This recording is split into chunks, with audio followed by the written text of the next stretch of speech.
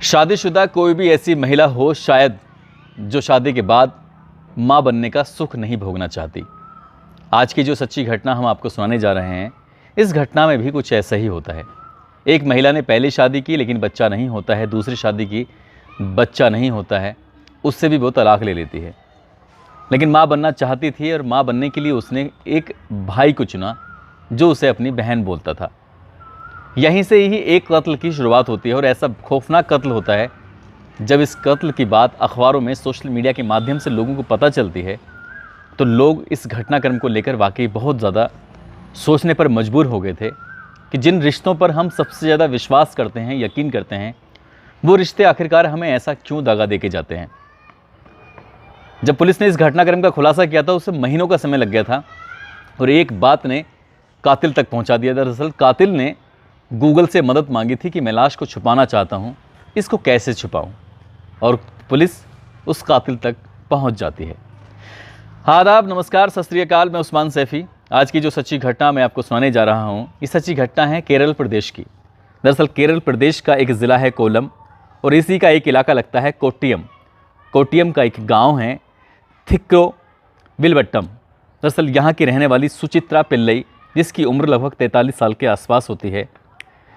सुचित्रा पिल्लई ने 17 मार्च 2020 को अपने परिवार से कहा कि मैं बच्चों को ट्रेनिंग देने के लिए वर्कशॉप में लगभग एक सप्ताह तक, लगभग 6 दिन तक वहाँ रहूँगी कोच्चि में, और मुझे जाना है। परिवार से अनुमति लेती है, सीधा पहुँचती है वो अपने संस्थान में। उसका संस्थान कोल्लम में ही था जो ब्यूटिशियन का सेंटर होता है। सुचित्रा ने जाने के बाद कहा कि मेरी माँ बीमार है, मुझे 6 दिन की छुट्टी चाहिए। यानी कि परिवार को बताती है कि कोच्चि जा रही है और संस्थान में जाकर बताती है कि उसकी माँ बीमार है, इसलिए अगले 6 दिन तक वो नहीं आएगी। और यहाँ से वो निकल जाती है, लेकिन 2 दिन के बाद उसका नंबर अचानक से बंद हो जाता है। परिवार के लोगों ने जब उससे संपर्क साधने की कोशिश की तो उस महिला का नंबर चल नहीं रहा था। संस्थान ने भी परिवार से संपर्क किया कि वो छुट्टी पर गई हुई है, आखिरकार क्या बात है, सब कुछ घर में ठीक है कि नहीं है। परिवार ने कहा यहाँ तो सब ठीक है। जब संस्थान ने कहा कि वो छुट्टी लेकर आई थी कि घर में उसकी माँ बीमार है, आखिरकार बात क्या है कि वो कुछ समझ नहीं पा रहे हैं। तभी 20 मार्च 2020 को परिवार के लोग नज़दीकी पुलिस स्टेशन पहुंचते हैं। वहाँ जाने के बाद बताते हैं कि सुचित्रा पिल्लई, जिसकी उम्र लगभग 43 साल के आसपास है, जो कि कोल्लम के एक संस्थान में ब्यूटिशियन की ट्रेनिंग देती है, वो गायब है, उसका नंबर बंद आ रहा है। ये दौर वो चल रहा था जब कोरोना लगातार पीक पर था, जिसकी वजह से पूरे देश में हालत ख़राब थे, हलचल मची हुई थी और एक एक दिन ऐसे ही गुजर रहा था। पुलिस ने FIR दर्ज जरूर कर ली थी गुमशुदगी की, लेकिन उस महिला का फिर भी कहीं पता नहीं चल पा रहा था। अब पुलिस ने उसकी फ़ोन की जो आखिरी लोकेशन थी, आखिरी लोकेशन उसकी पाई जाती है, एक जगह लगती है जिसका नाम है पलक्कड़ मनाली। पुलिस ने अब अपनी टीम को पलक्कड़ मनाली भेजा और 1-2 दिन के बाद पूरे देश में लॉकडाउन लागू हो जाता है। कोई भी इधर से उधर जा नहीं सकता था। पुलिस वालों पर घर वालों का लगातार दबाव पड़ रहा था। आखिरकार पुलिस करे तो क्या करे। पुलिस ने CDR निकलवाती है, पलक्कड़ के मनाली पहुंचती है और वहां जाने के बाद लगातार कोशिश कर रही थी। कब 1 महीने से ज़्यादा का समय बीत जाता है, तब जाकर पुलिस को थोड़ी सफलता मिलती है और जिन जिन लोगों से ये बातचीत करती थी, जिन जिन लोगों के संपर्क में थी, हर व्यक्ति की CDR निकलवाई जाती है और एक नाम सामने आता है, प्रशांत नाबियार। प्रशांत नाबियार का जब नाम सामने आता है, वो संगीत का शिक्षक होता है। उससे भी पूछा जाता है कि तुम्हारी अक्सर सुचित्रा से बातचीत होती थी, तो क्या तुम बता सकते हो कि सुचित्रा से तुम्हारा क्या मामला है। वो कहता है कि मेरी तो उससे कोई ऐसा बातचीत नहीं होती थी, सामान्य बातचीत होती थी। वो उसकी जो पत्नी है, पत्नी की, उसके परिवार का उससे रिलेशन है, रिश्ता है, इससे ज़्यादा मेरी कोई बातचीत नहीं होती। पुलिस अब इस लड़के को अपने हिरासत में ले लेती है क्योंकि पुलिस के पास कहीं से कोई लीड मिल नहीं पा रही थी। प्रशांत को जब कब्ज़े में लिया जाता है और कब्ज़े में लेने के बाद जब उससे सख्ती से पूछताछ की जाती है, तब वो चौंकाने वाली बात करता है। दरअसल 29 मार्च 2020 को ये महिला पलक्कड़ के मनाली में एक जगह थी, वहाँ सोसाइटी में इसकी लाश मिलती है और लाश को दिखवाने वाला, ढूंढवाने वाला कोई और नहीं था बल्कि प्रशांत ही होता है। जब प्रशांत से सख्ती से पूछा जाता है कि आखिरकार बात क्या है, तो बात जब बताता है तो वो चौंकाने वाली बात होती है। दरअसल वो बताता है कि जनवरी 2019 की बात है, उसको एक बेटा पैदा होता है और बेटे का नामकरण करने के लिए अपने घर में एक फंक्शन लगता है। उसमें बहुत सारे मेहमान आए हुए थे, रिश्तेदार आए हुए थे। और इसी फंक्शन में इसकी दीदी भी आई हुई थी, सुचित्रा पिल्लई, जिसको वो दीदी बोलता था। दीदी इसलिए भी बोलता था क्योंकि वो उसकी पत्नी की भी दूर की रिश्तेदार थी, उसकी बहन लगती थी, तो उसे भी वो बहन ही बोलता था। सब लोग जानते थे कि इन दोनों के बीच में भाई बहन का रिश्ता है। और जिस दिन ये फंक्शन चल रहा था, उस दिन इस लड़के प्रशांत ने सुचित्रा से पूछा कि तुम्हारा परिवार कैसा चल रहा है, तुम्हारा संस्थान कैसा चल रहा है। वो ये बात सुनने के बाद थोड़ा सा झुक जाती है और कोई बात नहीं बता पाती। जब सर झुका के कुछ बात नहीं बता पाती है तो लड़का कहता है कि दीदी तुम इतना परेशान क्यों हो रही हो, क्या बात है, मैं भी जानना चाहता हूँ। तभी वो कहती है कि मेरे पहले पति से तलाक हो ही चुका है, मेरे दूसरे पति से भी तलाक हो चुका है, अब मैं परिवार के साथ रहती हूँ, मेरी ज़िंदगी कैसी चल रही होगी तुम सहज ही अंदाज़ा लगा सकते हो। एक तरफ घर के अंदर नामकरण की खुशी हो रही थी, बच्चा पैदा हुआ था, उसका नाम रखा जा रहा था, बहुत सारे लोग थे। एक तरफ उस प्रशांत की वजह से एक महिला जो उसे अपनी बहन बोलता था, वो बहुत ज़्यादा परेशान हो जाती है। यहाँ से सब लोग अपने अपने घर चले जाते हैं और इसके बाद प्रशांत इस महिला को, जो इससे लगभग 10 साल बड़ी होती है, उसको लिखता है आई एम सो सॉरी दीदी, मुझे माफ़ कर देना और मैं आपका दिल नहीं दुखाना चाहता था। जब प्रशांत ने इस महिला सुचित्रा से माफ़ी मांगते हुए ये 2-3 शब्द लिखे तो उन्होंने कहा कोई बात नहीं है, सब ठीक हो जाएगा। अब ऐसे ही करते करते दोनों सोशल मीडिया पर एक्टिव हो जाते हैं और फेसबुक के माध्यम से, मैसेंजर के माध्यम से दोनों अक्सर बातचीत किया करते थे, मैसेज किया करते थे एक दूसरे से। जब सुख की दुख की बात करते थे तब ये दोनों कब एक दूसरे के करीब आ जाते हैं इनको पता ही नहीं चलता है। जिस रिश्ते को ये भाई बहन का रिश्ता बनाए हुए थे, अब ये भाई बहन का रिश्ता नहीं था बल्कि दोस्ती का रिश्ता हो जाता है, प्यार का रिश्ता हो जाता है। अब ये दोनों एक दूसरे के साथ मैसेंजर के माध्यम से ही वो गलत संबंध भी बनाने लगे, एक दूसरे को आपत्तिजनक स्थिति में भी देखते थे। और इस बात की भनक ना तो प्रशांत के घर वालों की थी, ना ही सुचित्रा के घर वालों की थी। जब इन्हें मौका मिलता था कहीं दूर जगह मिलने का, तब ये दूसरे से मिलते भी थे और एक दूसरे के साथ शारीरिक संबंध भी बनाते थे। धीरे धीरे वक्त ऐसे ही गुजरता चला जाता है, कब 1 साल से ज़्यादा का समय बीत जाता है पता ही नहीं चलता। और जब 1 साल से ज़्यादा का समय बीत जाता है तभी सुचित्रा इस लड़के से यानी कि प्रशांत से कहती है कि प्रशांत, मैं ना एक बच्चे की माँ बनना चाहती हूँ। अब मेरा शादी से पूरी तरह से विश्वास हट चुका है, मैं शादी नहीं करना चाहती लेकिन माँ बनना चाहती हूँ। मैं चाहती हूँ कि तुम मुझे माँ बनाओ। वो उस लड़के से माँ बनने की ख्वाहिश रखने लगी।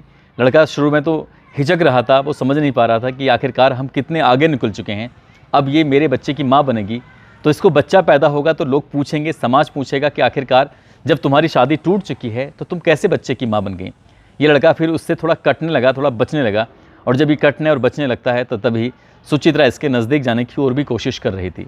तभी वो उसे समझाने की कोशिश करता है और धीरे धीरे ऐसी वक्त गुजर जाता है। तब ये प्लान करते हैं कि चलो ठीक है, यहाँ से कहीं दूर चलते हैं, साथ रहेंगे और वहीं बच्चे को पैदा करने की प्लानिंग करते हैं। इस हिसाब से जब एक महिला बच्चा पैदा करने के लिए तैयार होती है, उसी सिचुएशन जब पहुँच जाती है, डॉक्टर की बाकायदा ये सलाह मशवरा भी लेते हैं। और यहाँ से ये महिला सुचित्रा अपने परिवार से कहती है कि वो जा रही है कोची, जबकि वो कोची नहीं जाती बल्कि पलक्कड़ के मनाली में पहुंच जाती है, जो इसके घर से लगभग 250 किलोमीटर दूर होता है।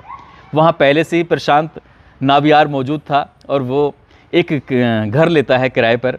और वो ऐसा घर लेता है जहाँ आसपास किसी का कोई इंटरफेरेंस ना हो, जहाँ पर कोई किसी की हस्तक्षेप ना हो। अब इस महिला से कहता है कि तुम्हें आना है तो रात में आना है, दिन में बिल्कुल मत आना, लेकिन रात में जब आओ तो तुम ब्लैक रंग के कपड़े पहन के आना। जब काले कपड़े पहन के आओगी तो शायद किसी को इस बात का एहसास भी नहीं होगा कि कौन आ रहा है कौन नहीं आ रहा है। देर रात ये 17 मार्च 2020 को उस घर में पहुंच जाती है और घर में पहुंचने के बाद दोनों एक दूसरे के साथ बहुत इत्मीनान से मिलते हैं, क्योंकि उन्हें पता था कि खासकर इस सुचित्रा को मालूम था कि अगले 6 दिन तक वो उसके साथ रहेगी, उसके साथ ही वक्त बिताएगी। पहला दिन उसका बहुत अच्छे से कट जाता है, दूसरा दिन भी, तीसरा दिन भी। और 20 तारीख की शाम को ये दोनों आपस में बातचीत कर रहे थे। तब लगातार ये इसे दबाव बना रहे थे कि मैं अब तुम्हारे बच्चे की माँ ही बनना चाहती हूँ। वो उसे समझाने की कोशिश कर रहा था कि समाज में ये बात पता चलेगी तो बात ख़राब हो जाएगी। जब वो नहीं मानती है तभी एक भारी वस्तु उठाकर वो उसके सर में मार देता है और जैसे वो सर में लगती है वो ज़मीन पर गिर जाती है। तब उसके ऊपर बैठकर एक तार वो गले में डालता है और उसको गला दबाकर उसकी हत्या कर देता है। घंटे 2 घंटे बीत जाते हैं, वो समझ नहीं पा रहा था कि आखिरकार इसकी लाश को कैसे ठिकाने लगाए। तभी उसने गूगल से कहा कि गूगल, मैं अपनी पत्नी की लाश को ठिकाने लगाना चाहता हूँ, इसमें मेरी मदद करिए। गूगल से जो भी मिला सो मिला। इस बीच में उसने रात भर बैठ के कुछ पिक्चरें भी देखी, ऐसी पिक्चरें जिनसे ये पता चल सके कि किसी की लाश को कैसे छुपाया जाता है। लेकिन जब इसको लगता है कि यहाँ से कोई सफलता नहीं मिलने वाली है, तभी वो अपने उस किराए के घर के आंगन में जाने के बाद एक गड्ढा खोदता है और गड्ढा खोदने के बाद इस महिला को उसमें दबाने की जब कोशिश करने वाला था, लेकिन वहाँ से सफलता नहीं मिलती, क्योंकि गड्ढा उतनी मात्रा में खोद नहीं पाया, तो इसने शरीर के टुकड़े करने शुरू कर देता है।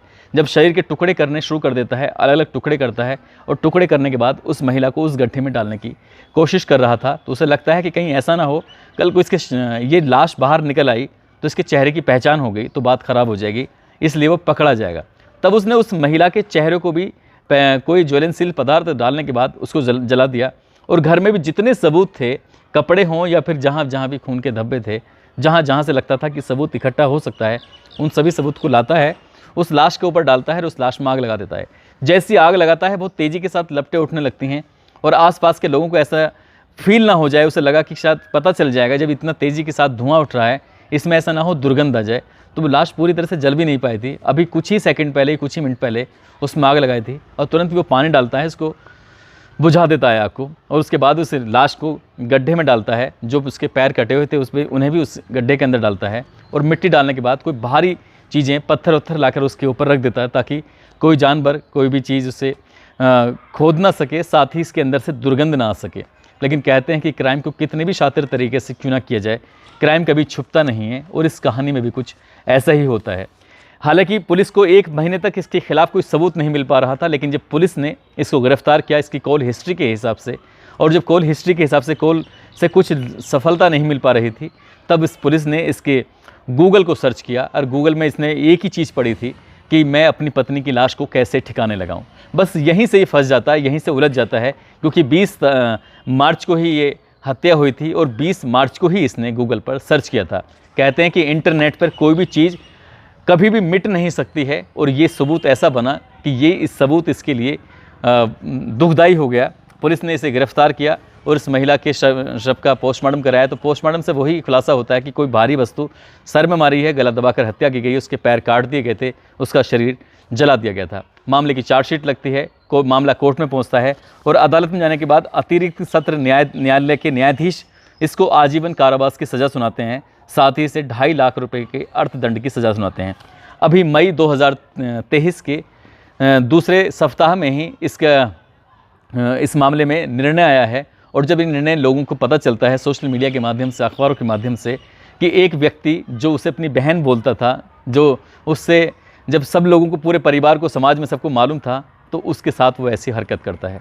दोस्तों, इस पूरे घटनाक्रम को सुनाने का उद्देश्य किसी को परेशान करना नहीं है, किसी का दिल दुखाना नहीं है, बल्कि आपको जागरूक करना है, आपको सचेत करना है। और जाते जाते कुछ लोगों के नाम हैं, जिसमें सोहन नेगी हैं, साबिर अली हैं, पीयूष कुमार हैं, सुचेत सिंह गिल हैं, तरन्नुम अली हैं, पंडित कमलेश, सूरज प्रताप हैं, आकाश प्रधान, हैप्पी सिंह, जीतन आर्य, विकल यादव, शौकत अली, अजीत झा, नाहिद अख्तर, मोहम्मद काजिम, उज़ैर अहमद, इन लोगों ने नाम लेने की अपील की थी। आप सब लोग अपना ख्याल रखें, सुरक्षित रहें। जय हिंद, जय भारत।